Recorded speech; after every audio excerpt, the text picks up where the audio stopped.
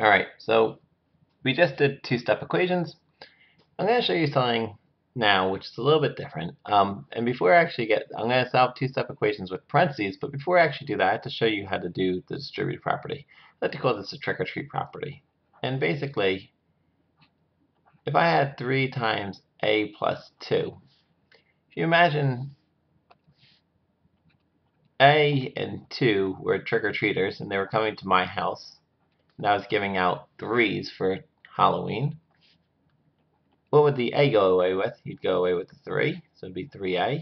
What would the 2 go away with? Well, the 2 would also go away with the 3, but 3 times 2 is 6.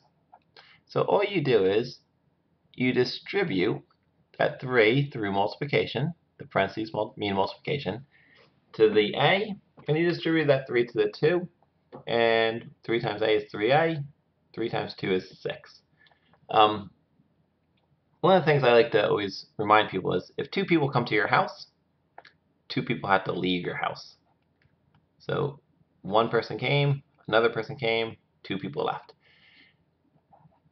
Sometimes people like to say A times B plus C equals AB plus AC. And you have to be careful because this is also true if it was a negative C. So if it was B minus C, it would be AB minus AC. And you also have to be careful because if the A is negative,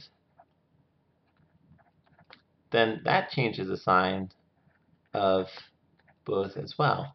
Alright, but enough of that. I'm now going to show you a quick example of how to solve a two-step equation. Well, I guess really they're no longer two-step equations. Let's say you had, well, 3 times A plus 2 equal to 12. And I'm going to do this question twice because I want you to realize that there's two different ways of doing this. And let's just make it a negative 12 just to make things a little bit more interesting. The first thing you can do is you can distribute and you get 3a plus 6 equals negative 12.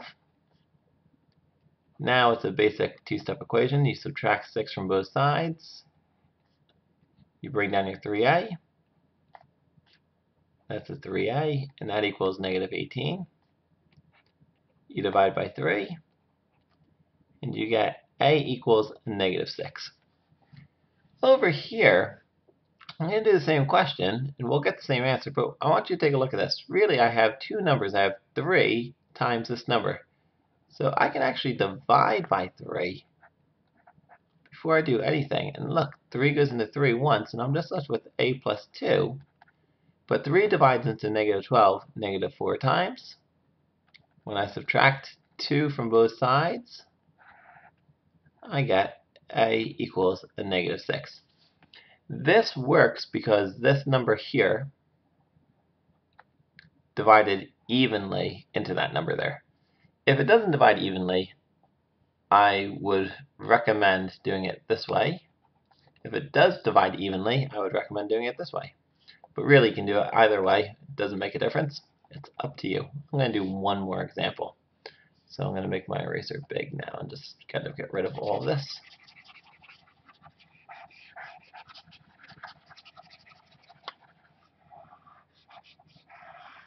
And I'm going to say negative 2 times 3a minus 1 equals 4. Actually, I want to do one more thing. I'm going to say plus 1 equals 5. I'm going to do this question twice. Now, once again, you have to take a look what's on where your equal sign is. And the very first thing I realize is I have this 1 kind of lying out in the middle of no man's land. I'm going to get rid of him first. I'm going to subtract 1 before I do anything. And I'm going to say, all right, now I'm left with negative 2 times 3a minus 1 equals 4. Now I'm going to distribute, and I'll distribute a different color. I'm going to say negative 2 times 3a is negative 6a. Negative 2 times a negative 1 is a positive 2, and that still equals 4. Go back and subtract 2. I did not touch that, so I get negative 6a equals 2 divided by negative 6. And so a equals, well, 2 is positive, so positive and negative is negative. And you get 2 over 6, which is the same as negative 1 over 3. That's it. Once again, we can do this another way. I'm going to leave this up. I'm going to go back to boring black. Well, maybe not. Maybe I'll go to this nice color here. Say negative 2 times 3a minus 1 plus 1 equals 5. Whatever you do, the very first thing you have to do is get rid of that 1. And I'm left with negative 2 times 3a minus 1 equals 4. And the only reason why I'm going to do this is because negative 2 goes into 4 evenly, so I'm going to divide by negative 2. And I hope you'll notice that every time I do something on one side of the equal sign, I always do it to the other. And the reason why is because they have to remain equal. Those cancel out, and so I'm left with 3a minus 1 is equal to, well, a positive 4 divided by a negative 2 gives me a negative 2. Now it's a two-step equation. I'm going to add the opposite, plus 1, to bring down my 3a.